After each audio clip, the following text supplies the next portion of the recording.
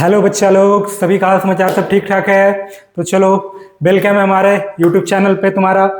पहले से देखो, हम लोग सॉल्यूशन के टॉपिक के बारे में वन शॉट ऑलरेडी पढ़ चुके हैं। आप उम्मीद है कि आप वीडियो देख चुके होंगे। मैंने बताया था कि टॉपिक पढ़ाने के बाद फिर हम लोग क्या करेंगे, क्वेश्चन का प्रैक्टिस करेंगे। तो ये हमारा क्वेश्चन का सीरीज है जो कि स्पेशली सीबीएसई के लिए और स्टेट बोर्ड के लिए, चाहे वो बिहार बोर्ड हो, जैक बोर्ड हो या अदर बोर्ड्स जो भी हो, ठीक है। स्पेशल पीवाईक्यू सीरीज है। चैप्टर कौन सा हमारा है? सॉल्यूशन। तो इसका वीडियो जाके पहले देखिए और उसके बाद क्वेश्चन का प्रैक्टिस करेंगे, ठीक है। आप कोशिश करेंगे कि वीडियो पॉज करके सबसे पहले खुद आंसर दें एंड देन आफ्टर वीडियो को देखें।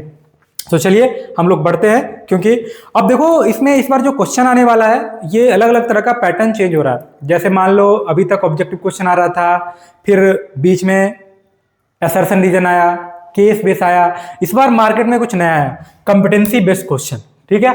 तो हम लोग सारे टाइप के क्वेश्चन थोड़े थोड़े करेंगे और कुछ प्रैक्टिस के लिए भी करेंगे एंड देन आफ्टर जब एग्जाम का टाइम आएगा ना, उस समय फिर से दोबारा जो है सो एक बार फिर से रिवीजन करेंगे क्वेश्चन प्रैक्टिस का। तो चलो, टाइम बिना वेस्ट किए हुए आगे बढ़ते हैं हम लोग अपना। देखो आज हम लोग करने वाले क्या क्या हैं। तो पहला है एमसीक्यू के कुछ क्वेश्चन करेंगे, कुछ क्वेश्चन असर्शन रीजन टाइप के हैं, कुछ केस बेस के हैं, बेस क्वेश्चन। अब केस बेस वाले टाइप में ही कॉम्पिटेंसी बेस वाले क्वेश्चन, ठीक है। एंड देन आफ्टर प्रैक्टिस के लिए क्वेश्चन, ठीक है।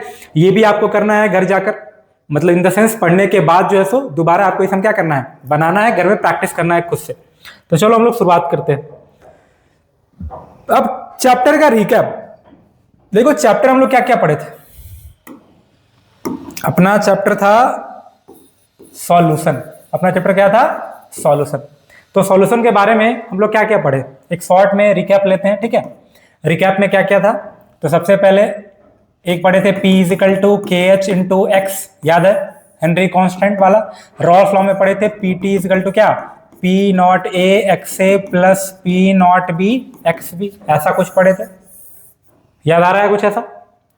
देन आफ्टर कॉलिगेटिव प्रॉपर्टी की बात करें तो वहां पढ़े थे क्या, P not A minus PA upon P not A equal to क्या, XB, I इंटू XB, अगर वन टू फैक्टर हम यूज कर ले तो। उसी तरह से delta TB equal to I into KB into M, इसी तरह से delta TF equal to I into KF into M। समझ में आ रहा है? तो इस तरह से हम लोग ऑलरेडी क्या कर चुके हैं, पढ़ चुके हैं, ठीक है। रिकैप करने के लिए मैं शॉर्ट में वीडियो भी बना चुका हूं, तो आप क्या करें, जाकर 2 मिनट का वीडियो देखकर भी आप चाहें तो पूरे चैप्टर को, फॉर्मूले को एक बार में रिवाइज कर सकते हो शॉर्ट्स में जाकर। तो चलिए हम लोग क्वेश्चन पे आते हैं। क्वेश्चन क्या है? सबसे पहला क्वेश्चन हमारा क्या है, in case of association abnormal molar mass of solute will be. अब देखो वर्ड क्या लिख रहा है, एसोसिएशन। एसोसिएशन के केस में क्या होगा, एसोसिएट करना के मतलब क्या होता है, जुड़ना, कुछ जुड़ रहा होगा। जैसे एग्जांपल के तौर पे देखो, एग्जांपल भी समझते चलेंगे। याद करो जब पढ़ रहे थे तो हम पढ़े थे क्या कि एसिटिक एसिड, जो हमारा क्या है, एसिटिक एसिड को अगर बेंजीन सॉल्यूशन में डालते हैं तो ऐसे केस में क्या होता है, ये डाइमेराइज होता है, ऐसा कुछ डाइमेराइजेशन होता है इसका, डबल बॉन्ड से O। इसी तरह से मान लो कोई दूसरा CH3 का मॉलिक्यूल रहेगा, फिर इससे कार्बन, डबल बॉन्ड से ऑक्सीजन और यहाँ OH। अब ये दोनों हाइड्रोजन बॉन्डिंग बना के क्या होता था, जुड़ जाता था, ऐसा कुछ। यहाँ बीच में क्या रहता था, हाइड्रोजन बॉन्डिंग। समझ में आ रहा है बात? तो ये डाइमेराइज हो जाता था। अब सोच के देखो, एसोसिएट हो रहा होगा तो अब नॉर्मल मोलर मास सॉल्यूट का क्या होगा, घटने वाला है कि बढ़ने वाला है? पहले सॉल्यूट अकेला एक था, अब डाइमेराइज हो गया, 2 हो गया। तो कंफर्म है कि एसोसिएशन के केस में एबनॉर्मल मोलर मास सॉल्यूट क्या होगा, बढ़ने वाला। ये 1 हमारा इंक्रीजेस, ठीक है। ये हमारा राइट आंसर है।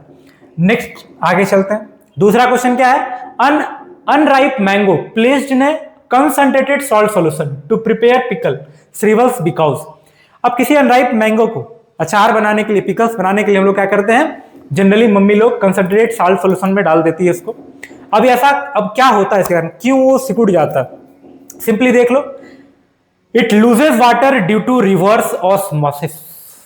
देखो पहला ऑप्शन देखते, सारा ऑप्शन देख ले पहले, ठीक है। It gains water due to osmosis, क्या ये वाटर गेन कर लेता है? दूसरा बोल रहा है it loses water due to reverse osmosis, it gains water due to reverse osmosis, it loses water due to osmosis. तो अपना आंसर क्या है, simply it loses water due to osmosis. Osmosis क्यों ऐसा हो रहा है? क्योंकि जो अनराइप मैंगो है उसके अंदर पानी का कंसंट्रेशन ज्यादा है और बाहर सॉल्ट में क्या है, सॉल्ट ज्यादा है, पानी का कंसंट्रेशन क्या है, कम है। तो मैंगो से वाटर जो है वो कहां चला गया, सॉल्ट सॉल्यूशन में चला गया, हाई कंसंट्रेशन से लो कंसंट्रेशन में। यानी आंसर होगा कौन सा, D number, it loses water due to osmosis. Next question क्या है, for an electrolyte undergoing association in a solvent the van't Hoff factor will be, किसी का एसोसिएशन हो रहा है। अब देखो एसोसिएशन, तीन केस पढ़े थे हम लोग, कौन कौन सा, एक पढ़े एसोसिएशन का, एसोसिएशन में किस जुड़ रहा था, डाइमर हो रहा है, तो क्वांटिटी ऑफ सॉल्यूट क्या हो रहा है, घट रहा होगा ना, पढ़े थे इस चीज को। अब क्वांटिटी ऑफ सॉल्यूट घटेगा तो ऐसे केस में आई का वैल्यू क्या होगा, एक से कम होता था। डिसोसिएशन के केस में डिसोसिएट कर रहा है, टूट रहा है, तो क्वांटिटी ऑफ सॉल्यूट बढ़ रहा था, तो क्वांटिटी ऑफ सॉल्यूट बढ़ता था, आई का वैल्यू ग्रेटर देन 1 होता था। और एक पढ़े थे नाइदर एसोसिएशन और नॉर डिसोसिएशन, ना ही एसोसिएट कर रहा है ना ही डिसोसिएट कर रहा है, तो ऐसे केस में क्या पढ़े थे हम लोग, आई इक्वल टू 1। तो अपना है क्वेश्चन क्या कि इलेक्ट्रोलाइट एसोसिएशन हो रहा है, तो वांट फैक्टर क्या होगा, एसोसिएशन में वांट फैक्टर क्या होता है, लेस देन 1। तो क्या दिखा आंसर है, is always less than 1। Option number कौन सा है, डी अपना राइट आंसर। नेक्स्ट क्वेश्चन देखो क्या है, 50 ml of N aqua solution of glucose, 50 ml of N aqua solution of glucose, थोड़ा ये ब्लर दिख रहा होगा, ठीक है, ये ग्लूकोज लिखा हुआ है, अच्छा ये कलर नहीं दिखेगा, रुक जाओ कलर हम चेंज कर ले रहे हैं, एक्चुअली लिखा हुआ है ग्लूकोज लिखा हुआ है C6H12O6, ठीक है। 50 ml एक्वा सॉल्यूशन है किसका, ग्लूकोज का, मोलर मास दिया है उसका, इतना नंबर ऑफ मॉलिक्यूल्स दिया है ग्लूकोज का, तो पूछ रहा बताइए कंसंट्रेशन क्या होगा, यानी पूछ रहा क्या हमसे, मोलारिटी पूछ रहा है। तो मोलारिटी करने के लिए, फाइंड करने के लिए तरीका क्या था, हमसे मॉलिक्यूल दिया है, मोलारिटी का फॉर्मूला क्या पढ़े हम लोग, मोलारिटी इक्वल टू क्या पढ़े, N/VL, यही पढ़े ना, N/VL, अगर ml में तो ऊपर 1000 चला जाएगा। n कितना, n दिया हुआ नहीं है, नंबर ऑफ मॉलिक्यूल्स दिया, n निकाल सकते हैं हम लोग, कैसे निकालेंगे, तो n इक्वल टू क्या पढ़े थे, Qn बाई क्या Na, Qn कितना है 6.022 इंटू 10 टू द पावर कितना 22 लिखा हुआ है, और अवोगाड्रो नंबर कितना होता है 6.023 इंटू 10 टू द पावर कितना 23। अगर इसको अप्रॉक्स मान ले हम तो ये गया 10 का पावर 22, 10 का पावर 23, यानी n कितना आ गया यहाँ पे 1/10, यहाँ 22 यहाँ 23, कितना बचेगा 1/10 मोल हो गया। चलो लाके रखो यहाँ पे, n कितना हो गया 1/10 into volume of solution, volume solution कितना दिया है 50 ml, 50 ml है, ml है तो ऊपर कितना आएगा 1000, सही है, कर लो कैलकुलेशन, 0 से 0, 0 से 0, 2 0 गया, 5 2 जा 10, यानी आंसर कितना आ गया 2 molarity is the right answer. बड़ा ही आसान क्वेश्चन था, ऑप्शन नंबर कौन सा है, डी 2 मोलारिटी, ये आंसर सही है, 2 मोलारिटी सही है। समझ में आ रहा है सबको, ठीक है, इस तरह क्वेश्चन का प्रैक्टिस भी करोगे। नेक्स्ट क्वेश्चन पे आते हैं फटाफट, अगला टॉपिक हमारा असर्शन रीजन टाइप का क्वेश्चन, कुछ ऑब्जेक्टिव किए, कुछ असर्शन रीजन पे आते हैं। असर्शन रीजन में देखो क्या है, देखो ये स्टेटमेंट तो सबको पता होगा, सीबीएसई में हमेशा क्या रहता है, सेम ही रहता है कि दोनों असर्शन रीजन सही है, एक्सप्लेनेशन सही है तो ऑप्शन ए होगा, असर्शन रीजन सही है, एक्सप्लेनेशन गलत है ऑप्शन बी होगा, असर्शन सही है रीजन गलत है तो ऑप्शन सी होगा, और असर्शन गलत है और रीजन सही है तो असर्शन ऑप्शन डी होगा। लेकिन ये सीबीएसई में सेम है, जेईई के एग्जाम में, नीट के एग्जाम में थोड़ा सा प्रॉब्लम है, कभी भी ये रट के मत रखना इस चीज को, ठीक है, एक बार पढ़ लोगे, सीबीएसई में तो सेम रहेगा बट जेईई में और नीट में सेम रहे इसकी गारंटी नहीं है, वहां स्टेटमेंट कभी रहता है ना, बोथ स्टेटमेंट, तो ऑप्शन वो रिवर्ट करते रहता है, फिक्स नहीं है उसका, पता चला कभी क्या ये वाला ऑप्शन डी में है कि ये वाला सी में, ये वाला 1 में, ये वाला 2 में, तो उसको पढ़ोगे पूरा, बोर्ड में तो फिक्स है, बोर्ड में क्या है फिक्स है। अब देखो अपना क्वेश्चन क्या है, क्वेश्चन है when NaCl added to water a depression in freezing point is observed, बोल रहा है जब NaCl को पानी में हम ऐड करते हैं तो फ्रीजिंग पॉइंट घट रहा, क्यों घट रहा है फ्रीजिंग पॉइंट, डिप्रेशन क्यों हो रहा है NaCl को पानी में डालने से। हम जानते हैं NaCl जब पानी में जा रहा होगा तो क्या NaCl रहा होगा, नहीं, टूट गया होगा किसमें, Na प्लस और Cl माइनस में, हो गया इसका डिसोसिएशन। अब सोचो इसका डिसोसिएशन होगा तो क्या होगा, इस वाले का डिसोसिएशन हो रहा है, NaCl यहाँ क्या कर रहा है, डिसोसिएट कर रहा है, टूट रहा है, टूटेगा तो क्वांटिटी ऑफ सॉल्यूट बढ़ेगा, क्वांटिटी ऑफ सॉल्यूट बढ़ रहा है यानी डिप्रेशन होगा, फ्रीजिंग पॉइंट में पढ़ चुके थे कि सॉल्यूट का क्वांटिटी बढ़ता है तो फ्रीजिंग पॉइंट में क्या होता है, डिप्रेशन होता है, तो ये बात सही है। रीजन क्या लिखा है, NaCl undergo dissociation in water, assertion भी सही है, दिख रहा है कि NaCl को पानी में हम ऐड करते हैं तो डिप्रेशन होता है फ्रीजिंग पॉइंट में, एकदम सही बात है। रीजन क्या लिखा है, क्यों हो रहा है ऐसा, तो NaCl undergoes dissociation in water, NaCl पानी में जाने के बाद क्या हो रहा है, ये डिसोसिएट कर जा रहा है, टूट जा रहा है, तो असर्शन भी सही है, रीजन भी सही है, इसका एक्सप्लेनेशन भी सही है, तो ऑप्शन कौन सा होना चाहिए, option number A both assertion and reason are true but reason reason is the correct explanation of the assertion, यानी ऑप्शन क्या होगा, ए इसका राइट आंसर होगा। नेक्स्ट देखो, लिखा है molarity of solution in liquid state changes with temperature. Molarity किसी solution का लिक्विड स्टेट में टेम्परेचर के रिस्पेक्ट में चेंज करता है। मोलारिटी के बारे में क्या पढ़े थे, याद करो, शायद पढ़े होगे तुम क्या, कि मोलारिटी जो था, रुक जाओ ये गड़बड़ हो गया हर बार कलर जो है ना, अच्छा कोई बात नहीं, देखो ध्यान देना, मोलारिटी हम लोग पढ़े थे क्या, टेम्परेचर इंडिपेंडेंट टर्म में, याद करो क्या पढ़े थे, हम लोग पढ़ रहे थे इसको कहां पे, टेम्परेचर इंडिपेंडेंट टर्म में।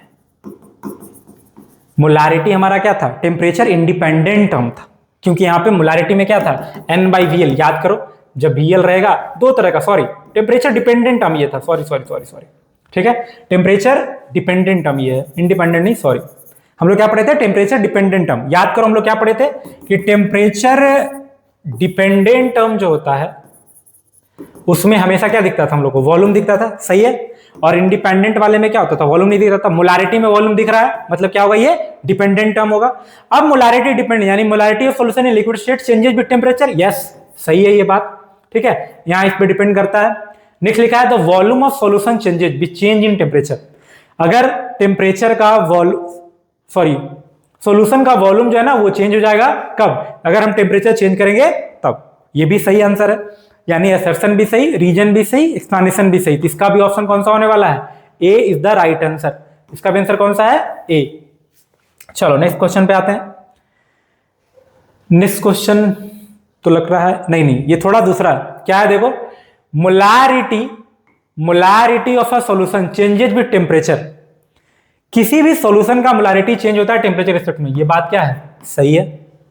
रीजन में क्या लिखा है, molarity is a colligative property, ये बात क्या है, गलत है, यानी असर्शन सही है, रीजन गलत है, तो कौन सा होगा, option number C is the right answer, ठीक है, असर्शन सही, रीजन गलत। नेक्स्ट क्वेश्चन पे आते हैं। नेक्स्ट क्वेश्चन, इन आइडियल सॉल्यूशन, यहां पे देखो थोड़ा गड़बड़ हो गया, ठीक है, ये मिस्टेक है सर का, प्रिंटिंग वाले का, एडिटर वाले का, ठीक है, यहां पे एक्चुअली क्या लिखा है, डेल्टा एच, ठीक है, यहां लिखा होगा डेल्टा एच मिक्सचर इज 0, ठीक है, यहां पे ये गड़बड़ है थोड़ा सा, ठीक है, an ideal solution which delta H mixture is 0, यानी मिक्स करने पे डेल्टा एच मिक्सचर क्या आ रहा है, 0 आ रहा है आइडियल सॉल्यूशन का, बहुत सही है, होता ही ऐसा है। रीजन क्या लिखा है, in ideal solution AB interaction are lower than the AA and BB interaction. क्या आइडियल सॉल्यूशन में AB इंट्रैक्शन कम होता है AA और BB से, ये बात एकदम गलत। अगर आइडियल रहता तो AB का इंटरेक्शन AA और BB के क्या होता, बराबर होता। यहां तो क्या बोल रहा है, ज्यादा या कम है, यहां कम बोल रहा है, तो ऐसा पॉसिबल क्या है, नहीं है, तो असर्शन सही है लेकिन रीजन गलत है, तो इसका भी आंसर क्या होगा, ऑप्शन नंबर सी। यहां भी ऑप्शन नंबर कौन सा होने वाला है, C number is the right answer, ठीक है, C is the right answer. Next question देखो क्या है, a solution of phenol aniline will show negative deviation from Rolf law. बोल रहा है एक सॉल्यूशन है फेनॉल का, एनिलीन का, जो नेगेटिव डेविएशन शो करता है रॉल्फ लॉ में। क्यों शो करता है, ये तो हो गया, चलो सही है। रीजन क्या लिखा है, in case of negative deviation from Rolf law AB force are stronger than the AA and BB force. मतलब फिनॉल के मॉलिक्यूल का फोर्स ऑफ अट्रैक्शन और एनिलीन के मॉलिक्यूल का फोर्स ऑफ अट्रैक्शन से ज्यादा अट्रैक्शन होता है जब फिनॉल का मॉलिक्यूल किसके साथ जुड़ जाए, एनिलीन के मॉलिक्यूल के साथ जुड़ जाए। यानी यहां पे देखो AB का फोर्स ऑफ अट्रैक्शन ज्यादा है AA के और BB के बीच के रेस्पेक्ट में। इसका मतलब ये हो गया कि हमेशा क्या करेगा, नेगेटिव डेविएशन शो करेगा, कॉम्पैक्ट होगा, वॉल्यूम घटेगा, डेल्टा एच मिक्सचर वॉल्यूम। इसलिए असर्शन भी सही, रीजन भी सही, एक्सप्लेनेशन भी सही, तो इसका ऑप्शन नंबर कौन सा होगा, ऑप्शन नंबर इसका होगा ए इज द राइट आंसर, ठीक है, ए हमारा क्या है, सही आंसर है, क्योंकि असर्शन भी सही है, रीजन भी और एक्सप्लेनेशन भी क्या है, सही लिखा हुआ है। नेक्स्ट क्वेश्चन देखो, गिव रीजन है। चलो देखो इसका गिव रीजन का क्वेश्चन देखते हैं क्या है। देखो पहला क्वेश्चन जो दिया हुआ है, पहला क्वेश्चन पे ध्यान दो, लिखा है cooking is faster in pressure cooker than in an open pan. अब ये कुकिंग इसमें फास्टर क्यों होता है प्रेशर कुकर में, हम जानते हैं, पढ़ चुके थे पढ़ने टाइम पे, कि प्रेशर कुकर का लिड जब बंद रहेगा ढक्कन, तो उसके अंदर क्या होगा, प्रेशर मेंटेन जाएगा। अब जैसे ही प्रेशर बढ़ेगा तो ऑटोमेटिक उस कुकर का वेपर प्रेशर क्या होगा, बढ़ेगा। और वेपर प्रेशर बढ़ेगा तो ऑटोमेटिक हम जानते हैं वेपर प्रेशर बढ़ेगा तो कुकर के अंदर का टेम्परेचर भी क्या होगा, बढ़ेगा। और जब कुकर के अंदर का टेम्परेचर बढ़ा तो ऑटोमेटिक हाई टेम्परेचर पे क्या होगा, हमारा फूड कुक होना स्टार्ट हो जाएगा। यानी आंसर क्या है, cooking is fast in pressure cooker than in open pan, because we know that in a cooker pressure is maintain, pressure maintain रहेगा, हाई प्रेशर होता है। Due to high pressure the boiling point will increases due to high pressure. हम देखो short में यहां लिख रहे हैं, समझ जाओगे इसको, ठीक है, एक्सप्लेन करोगे अपने लैंग्वेज में, रटोगे नहीं। Due to increase in pressure या ड्यू टू हाई प्रेशर, जो लिखना है लिखोगे, ठीक है। Increase in pressure, boiling point increases, boiling point increase, boiling point बढ़ेगा, इसका मतलब क्या होगा, हाई टेम्परेचर पे हमारा फूड क्या होगा, कुक होगा, इसलिए आसानी से खाना क्या हो जाएगा, बन जाएगा। दूसरा क्वेश्चन क्या हमारा है, देखो लिख रहा है mixing liquid X and liquid Y, liquid X liquid Y को मिक्स किए तो रिजल्टिंग सॉल्यूशन का वॉल्यूम घट जा रहा है। फिर बोला what type of deviation from rods law is shown by the resulting solution, volume घट रहा है तो ये कैसा लॉ होगा, बी नंबर का क्वेश्चन क्या है, नेगेटिव डेविएशन ही शो कर रहा है रॉड्स लॉ का, वॉल्यूम घट रहा है क्योंकि। फिर क्या लिखा है, what changes in temperature would you observe after mixing liquid X and Y, क्या टेम्परेचर में चेंज आएगा जब हम लिक्विड एक्स और लिक्विड वाई को क्या करेंगे, मिक्स करेंगे। तो देखो हम जानते हैं कि जब भी नेगेटिव डेविएशन होता है, जब ये कॉम्पैक्ट होगा, इसके बीच का इंट्रैक्शन फोर्स, जैसे मान लो इसमें कंडीशन क्या होगा कि ए बी का इंट्रैक्शन फोर्स बढ़ जाएगा किससे, ए एंड बी से, तो ऐसे केस में क्या होगा, इसका ये जब भी फॉर्मेशन होगा इस तरह का तो ये रिएक्शन कैसा होता है, एक्सोथर्मिक होता है। और जब रिएक्शन एक्सोथर्मिक होगा तो हम जानते हैं टेम्परेचर क्या हो जाएगा, ये लिखा है what change in the temperature, तो टेम्परेचर इसमें क्या होगा, टेम्परेचर इंक्रीजेस। समझ में आ गया, टेम्परेचर क्या हो जाएगा, इंक्रीज कर जाएगा। चलो ठीक है, नेक्स्ट क्वेश्चन पे आते हैं। नेक्स्ट क्वेश्चन क्या है, क्वेश्चन शायद क्लियरली दिख नहीं रहा होगा तुम लोग को, चलो मैं पढ़ के सुना दे रहा हूं। Why aquatic animals are more comfortable in cold water than in warm water, बोल रहा है कोई भी एक्वेटिक एनिमल जो है, पानी में रहने वाला जीव जंतु जो भी है, वो ठंडे पानी में क्यों कंफर्टेबल होता है विसेक टू गर्म पानी। अब देखो होगा क्या, हम जानते हैं, देखो 12 नंबर क्वेश्चन ऐसा है। अब एक्वेटिक एनिमल बारे में जानते हैं कि ऑक्सीजन गैस जो है ना, O2 gas is more soluble या more dissolve in cold water. Cold water में जो O2 गैस होता है वो ज्यादा डिजॉल्व होता है, आसानी से डिजॉल्व होता है, जबकि गर्म पानी में क्यों ऐसा होता है, गर्म पानी में कम, ये चीज भी हम पढ़े थे हम लोग, याद करो जब पढ़ रहे थे ना वेपर प्रेशर वाला कंडीशन, उस समय पढ़े थे कि जब कोई चीज को गर्म करते हैं तो कोई चीज गर्म किया तो हीट एनर्जी दी, हीट एनर्जी कन्वर्ट हुआ क्या उसके काइनेटिक एनर्जी में, और काइनेटिक एनर्जी बढ़ेगा तो गैस का भी काइनेटिक एनर्जी बढ़ेगा, तो जो लिक्विड में गैस रहेगा उसका गैस का काइनेटिक एनर्जी बढ़ेगा, तो क्या उस लिक्विड में रह पाएगा, फिर वो क्या निकल जाएगा, वहां से बाहर निकल जाएगा, तो कभी उसके अंदर तो रहेगा ही नहीं। तो इसीलिए बोलता है क्या कि ठंडे पानी में गैस ज्यादा घुला रहता है, इसलिए एक्वेटिक एनिमल्स कंफर्टेबल होता है, जबकि गर्म पानी में गैस कम घुला रहता है, सारा गैस काइनेटिक एनर्जी बढ़ने के कारण बाहर निकल जाता है, जिसलिए इसके कारण क्या होता है, उन लोग को प्रॉब्लम होता है गर्म पानी में। नेक्स्ट क्वेश्चन क्या है, लिख रहा है gas A is more soluble in water than gas B at the same temperature, temperature same है, जिसमें बोल रहा है गैस ए ज्यादा सॉल्युबल है किससे, गैस बी से। लिखा है which one of the two gases will have the higher value of KH and Y, KH किसका ज्यादा होगा और क्यों होगा। हम जानते हैं गैस ए का सॉल्युबिलिटी ज्यादा है गैस बी से, याद करो हम लोग पढ़े थे सॉल्युबिलिटी के बारे में, हेनरी लॉ जो पढ़ रहे थे तो वहां पढ़े थे क्या, प्रेशर को अगर कांस्टेंट माना जाए तो हम डायरेक्टली लिख सकते क्या कि KH जो था इनवर्सली प्रोपोर्शनल था किसके, सॉल्युबिलिटी के, सॉल्यूट का।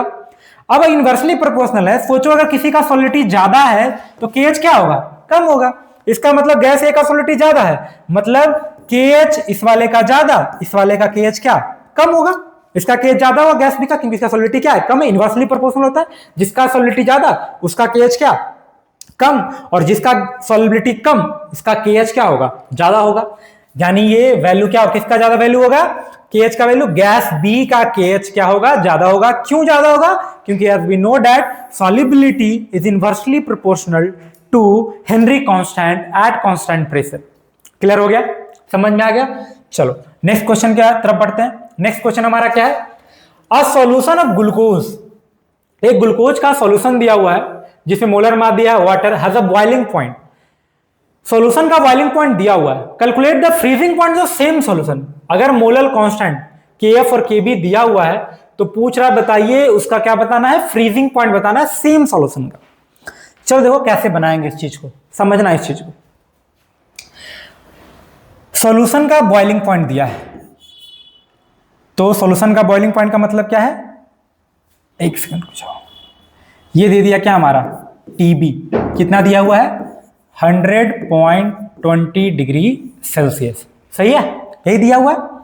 अब 100.20 डिग्री सेल्सियस दिया हुआ है, अब हम इसमें क्या कर सकते हैं, चाहो तो इसको केल्विन में कन्वर्ट कर सकते हो, नहीं मन है नहीं भी कर सकते हो, ठीक है, कर लो, कंफ्यूजन नहीं होगा, क्योंकि हमेशा हम लोग क्या करते हैं कन्वर्ट। अब 273.15 करो या तो क्या करो 273 करो, बात क्या है एक ही है। थोड़ा बहुत का क्वेश्चन में देख लेना, कभी कभी मेंशन रहता है वो, ठीक है, हम मान के चलो 273 ही मान रहे हैं, तो 373.20 केल्विन आ गया सॉल्यूशन का। अब देखो इस वाले केस में इसका अगर चेंज निकालते हम तो बॉइलिंग पॉइंट एक्चुअली में क्या होता है, देखो टीबी फॉर्मूला क्या होता है, डेल्टा टीबी इजिकल टू क्या होता है केबी इंटू एम, यही होता है ना, delta TB equal to KB into M. अब देखो M is I into KB होता है, लेकिन यहाँ आई कितना होगा 1 होगा, क्यों होगा 1, क्योंकि ग्लूकोज है, ना एसोसिएशन होगा और ना क्या होगा डिसोसिएशन होगा, आई का वैल्यू तो यहाँ 1 होगा।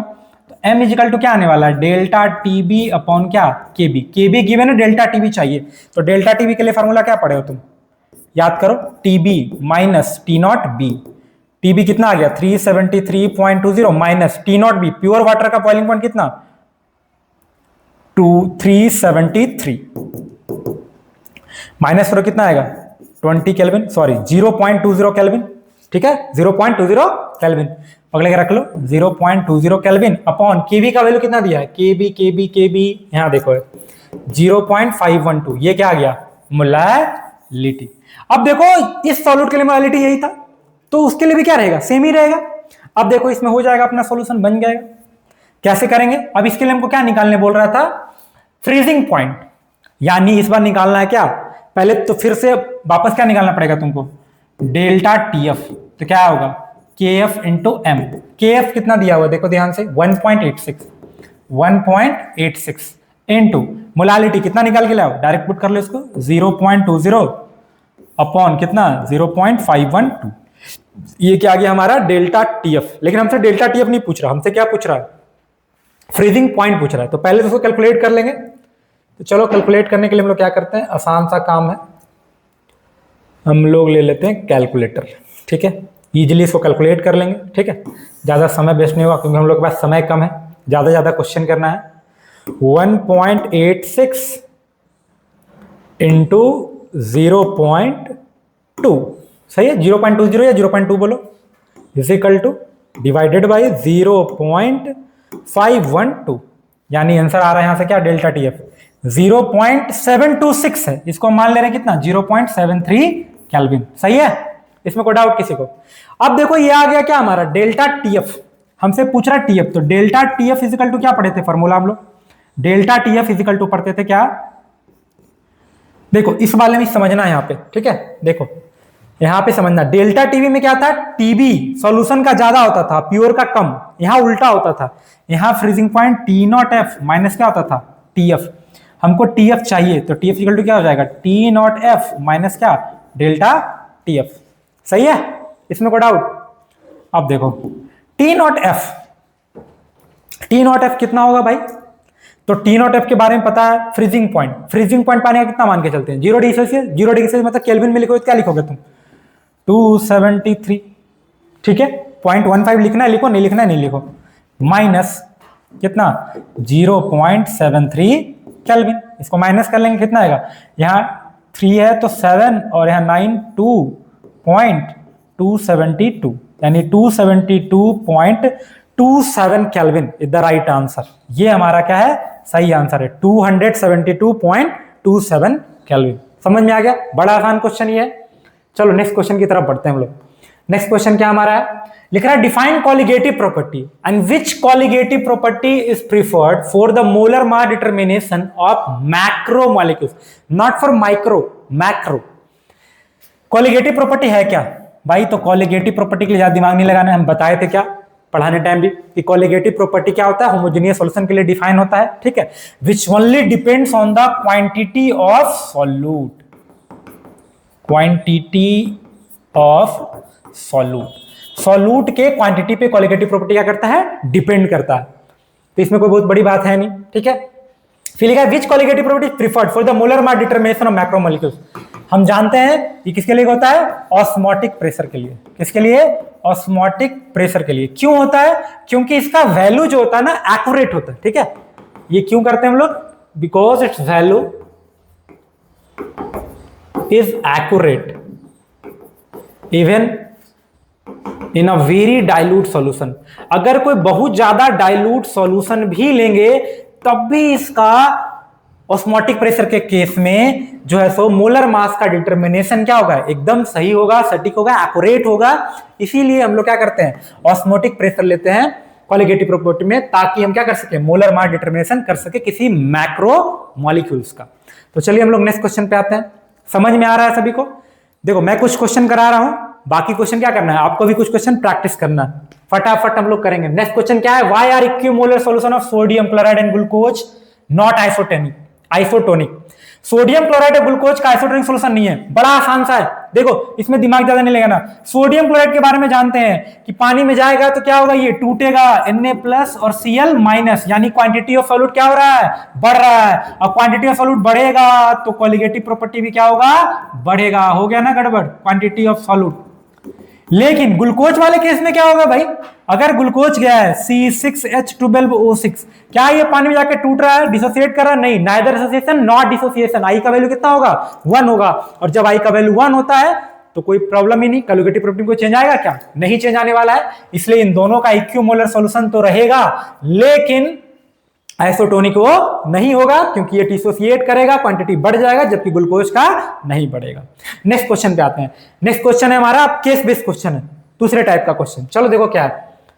अब केस स्टडी है, इस केस स्टडी को तुम पढ़ोगे, देखो पढ़ भी सकते हो, टाइम अगर तुम्हारे पास रहेगा तो पढ़ना, और अगर टाइम नहीं है तो पहले केस बेस मत पढ़ना, केस स्टडी मत पढ़ना, डायरेक्ट कहां पहुंच जाओगे तुम, क्वेश्चन पे। पहले क्वेश्चन पढ़ लेना, फिर जाना भाई तुम केस स्टडी पढ़ने। अगर लगेगा तुमको नीड है क्वेश्चन पढ़ने के बाद कि हाँ इसका केस स्टडी पढ़ना चाहिए, मुझे नहीं समझ में आ रहा है, तब जाके, ऐसा नहीं कि पैराग्राफ इंग्लिश के जैसा पढ़ने लग जाना, ठीक है, उसमें आंसर मिल जाएगी इसकी गारंटी नहीं है, ठीक है, वो बेसिक चीजें बताते हैं उसमें।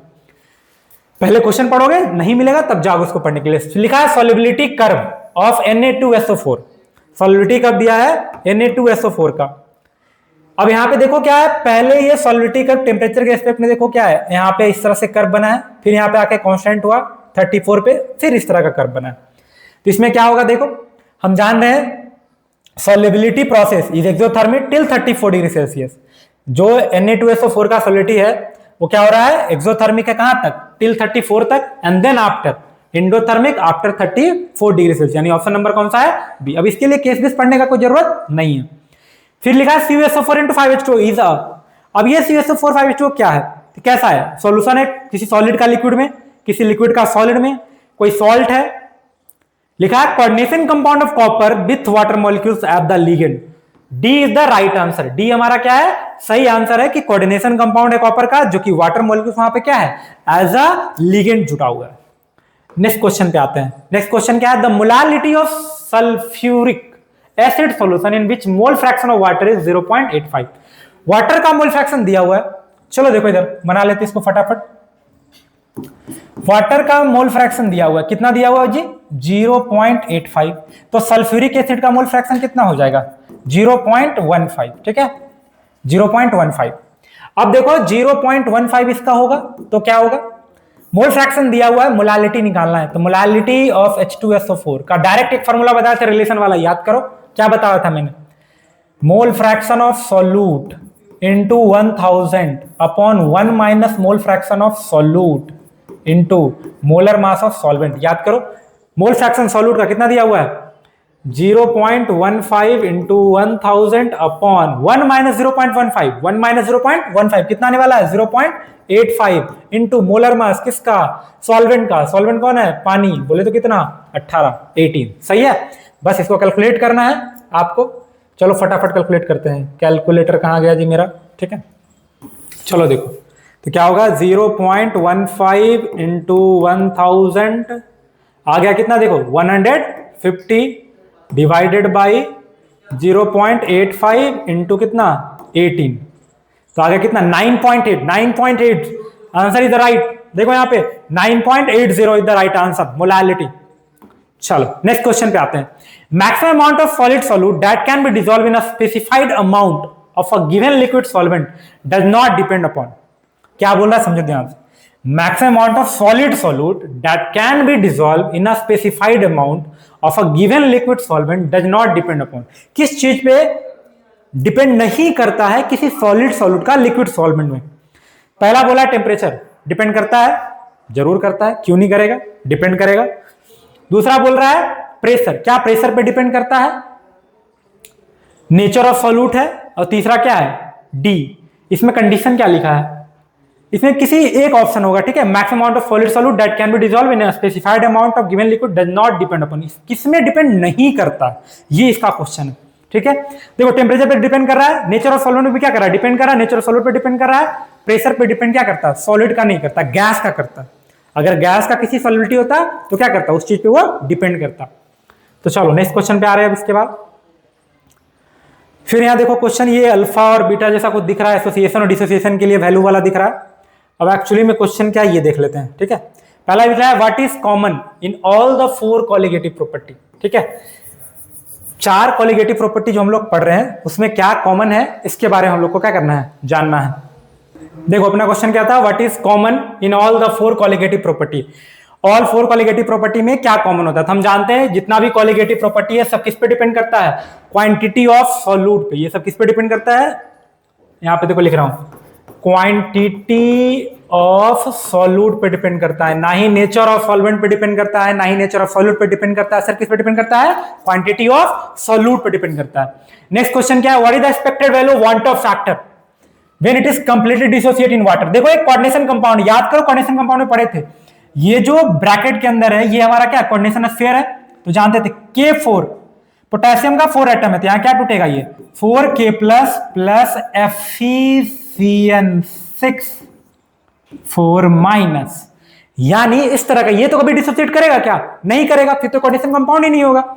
यानी टोटल आयन कितना मिल गया मेरे पास, 4 और एक ये, टोटल कितना मिल गया 5। यानी हमारा I का वैल्यू कितना हो जाएगा, I इज इक्वल टू 5 होगा। 4 मोल इसका और 1 मोल इसका, 4 इसका आयन 1 इसका आयन, टोटल कितना हो गया 5। नेक्स्ट क्वेश्चन क्या, what is the value of want Hoff factor for a dilute solution of K2SO4। ये भी बड़ा आसान है, K2SO4 टूटेगा तो क्या बनेगा 2K प्लस SO4 2 माइनस। ऐसा क्वेश्चन भी बोर्ड एग्जाम में कई बार आ चुका है ऑब्जेक्टिव क्वेश्चन में, ठीक है, इसका ध्यान रखोगे। फिर लिखा है the determination of molar mass of A plus and B minus using colligative property, what will be the van't Hoff factor if the solute is 40% dissociated. अब इस बार वांट ऑफ फैक्टर निकालना है कब, जब 40% का डिसोसिएशन हो रहा है तब। देखो यहाँ पे केस बेस वाले केस में ना इसका जरूरत पड़ रहा है, किसका जरूरत पड़ रहा है, देखो ये वाला 4 डिसोसिएशन, I इक्वल टू क्या होता था, दिख रहा है, alpha equal to I-1 upon n-1। तो जहां जरूरत पड़ेगा वहां देखना, जहां जरूरत नहीं पड़ेगा क्या करना, नहीं देखना। चलो देखो इसमें क्या जरूरत पड़ रहा था, देखो हम लोग जानते थे अल्फा डिग्री ऑफ डिसोसिएशन क्या होता था, I-1 अपॉन n-1, यही था ना हमारा। अल्फा का वैल्यू दे दिया भाई 40%, 40% को क्या लिखोगे तुम, 40% इज इक्वल टू I का पता नहीं -1 अपॉन n-1। देखो तो A प्लस B माइनस टूटेगा तो क्या बनाएगा, एक A प्लस, दूसरा क्या बनेगा, एक B माइनस। तो एक इसका तो I का वैल्यू कितना होने वाला है 2, सही है। I का वैल्यू कितना होने वाला है, सॉरी I का नहीं, N का वैल्यू, N का वैल्यू कितना होने वाला है, N का वैल्यू 2। लिख लो यहाँ पे 2 माइनस कितना 1, तो यहां से कितना आ जाएगा I-1, 2 - 1 कितना होगा 1। 40% को हम क्या लिख सकते हैं, देखो तो 40% देखो 40/100 0.4 और 2 - 1 इंटू हो जाएगा तो 1, यानी क्या हो जाएगा I-1 -1 को इधर लेकर आओ तो प्लस हो जाएगा, कितना हो जाएगा 1.4 इज इक्वल टू I। यानी राइट आंसर क्या है इसका 1.4। I का वैल्यू कितना आएगा 1.4। बड़ा आसान है, इसमें कुछ करना ही नहीं था। अल्फा का वैल्यू तो डायरेक्ट क्या है दिया हुआ, कभी कभी नहीं दिया रहेगा तो बी के इलेक्ट्रोलाइट क्या करेंगे, अल्फा का वैल्यू हम लोग निकालना सीखे हैं तो निकाल लेंगे उसको। जो लोग देखो जिसको थोड़ा थोड़ा टॉपिक में डाउट लग रहा है तुरंत जाके क्या करें, वीडियो को पहले देखें, दोबारा यहाँ आए और फिर से इसको क्या करें, बनाए, प्रैक्टिस करें। हम लोग कुछ क्वेश्चन कर रहे हैं जिस तरह क्वेश्चन जनरली पूछा जा रहा है आजकल, उसी तरह का प्रैक्टिस करें ताकि आपका क्लियर हो सके। नेक्स्ट क्वेश्चन हमारा क्या है, देखो तो नेक्स्ट क्वेश्चन हमारा है प्रैक्टिस क्वेश्चन। ये बड़ा इंपॉर्टेंट है भाई। हम देखो कुछ कुछ क्वेश्चन कर लिए, अब तुम्हारा काम क्या है कि कुछ क्वेश्चन का क्या करोगे, खुद से प्रैक्टिस करना है। देखो ऐसा हम क्वेश्चन को दे दिए, तुम खुद से प्रैक्टिस करोगे। इसका या तो स्क्रीनशॉट ले लोगे तुम, या तो क्या करना वीडियो पॉज करके, या तो मैं इसका पीडीएफ भी डिस्क्रिप्शन में क्या कर दूंगा, शेयर कर दूंगा। मैं ऐसा पढ़ाता हूँ, पीडीएफ शेयर करता हूँ, जिसका भी पीडीएफ डिस्क्रिप्शन में शेयर कर दूंगा। आपको वहां से जाके ये पीडीएफ निकालना है, इसको क्या करना है, कैलकुलेट करना है, बनाना है इसको, ठीक है। बहुत सारा क्वेश्चन मैंने दे दिया, और इसमें से अगर किसी बच्चे को किसी क्वेश्चन में डाउट लगेगा, होमवर्क क्या देखो, चलो तो क्वेश्चन सारा बनाना है। आज का होमवर्क क्या है ये समझो, होमवर्क अपना है भैया HW, ठीक है। HW क्या रहेगा, तो सबसे पहला क्या करना है, solve all practice question, practice question, पहला होमवर्क ये है। दूसरा होमवर्क क्या है, प्रैक्टिस क्वेश्चन सॉल्व करने के टाइम पे अगर कोई क्वेश्चन में डाउट हुआ तो पता करेंगे उस किस टॉपिक का क्वेश्चन है, एंड देन आफ्टर उस टॉपिक को, जो टॉपिक में डाउट होगा, डाउट टॉपिक जो भी रहेगा आपका, टॉपिक में डाउट जो है, ठीक है, टॉपिक में डाउट, आप उसका क्या करेंगे, जाके फिर से लेक्चर देखेंगे, डाउट पूछेंगे, टीचर से समझेंगे, ठीक है। और सबसे इंपॉर्टेंट, मान लो किसी क्वेश्चन में और समझ में नहीं आ रहा, अगर आप उसका सॉल्यूशन चाहते हैं और सॉल्यूशन चाहिए उसको, तो आप चाहें तो आप कमेंट में आप बता सकते हैं कि हाँ सर मुझे प्रैक्टिस क्वेश्चन का भी सॉल्यूशन चाहिए वीडियो में, तो मैं उसका दो तरीके से, जैसा आपको चाहिए आप कमेंट करेंगे। आप चाहिएगा वीडियो सॉल्यूशन तो वीडियो सॉल्यूशन मिल जाएगा, और अगर आप चाहिएगा कि प्रैक्टिस क्वेश्चन का पीडीएफ सॉल्यूशन चाहिए रिटन में, तो मैं पीडीएफ सॉल्यूशन भी बनाकर भेज दूंगा। जैसा आपको चाहिए होगा आप कॉमेंट करेंगे। तो चलिए, ये तो देखो, ये तो पिछले लेक्चर बताया था मैंने क्या, it always seems impossible until it's done. जब तक करोगे नहीं तब तक हमेशा क्या लगेगा, जब तक वो कोई काम कंप्लीट नहीं होता हमेशा क्या लगता है, इम्पॉसिबल ही लगता। तो इस बात को ध्यान में रखते हुए क्या करना है, काम करना है, पहले प्रयास करना है, पहले ही नहीं डर जाना। आपका काम है क्वेश्चन बनाना, प्रैक्टिस करना। जितना ज्यादा क्वेश्चन हम लोग बनाएंगे उतना हमारे लिए क्या रहेगा, बेटर रहेगा, उतना हमारा ब्रेन वर्क करेगा, और एग्जाम में जाने के बाद उतना ज्यादा अच्छे से क्या कर पाएंगे, हम ब्रेन को यूटिलाइज कर पाएंगे और हर तरह के क्वेश्चन को क्या कर पाएंगे, अटेम्प्ट कर पाएंगे। तो इसी तरह से जुड़े रहिए हमारे चैनल से, और किसी तरह का कोई पर्सनल डाउट रहे तो आप कॉमेंट में बताते रहें, ताकि हम सभी टीचर मिलके आप लोगों के लिए अलग अलग तरह का वीडियो, जो आपका डिमांड हो, जिस तरह का आपका डाउट रहेगा उसके हिसाब से बनाया जाएगा, ताकि आप ज्यादा से ज्यादा मार्क्स स्कोर कर सके और अपने लाइफ में अपने गोल को अचीव कर सके। तो थैंक यू, मिलते हैं अगले क्लास में।